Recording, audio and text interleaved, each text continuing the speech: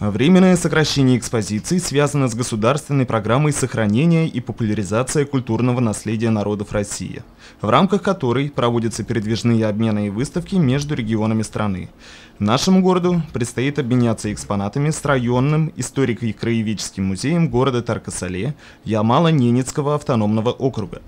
Однако беспокоиться за культурное достояние Сибая не стоит. Архив местного музея хранит солидное количество экспонатов, так что многие посетители даже не заметят отсутствие некоторых из них. В этом году, несмотря на кризисные условия, удалось все-таки вести успешные переговоры, прежде всего с Пуровским районным историко-краеведческим музеем, заместителем директора по научной работе Натальей Евгеньевной Храмовой, которые выступили инициаторами данной выставки. И мы изыскали средства, возможности, составили научную концепцию данной выставки и приготовили материалы.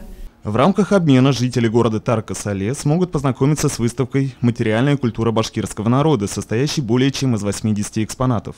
В настоящий момент предметы, представляющие большую культурную ценность, бережно упакованы и ожидают скорой отправки в северный регион.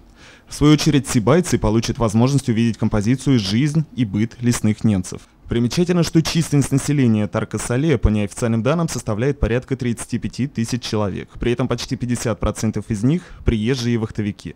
Таким образом, познакомиться с культурным наследием нашего края смогут выходцы из самых разных регионов страны. Для нас эта выставка важна в том плане, что показываем культуру своего народа, популяризируем ее, в какой-то степени обогащаем культурное наследие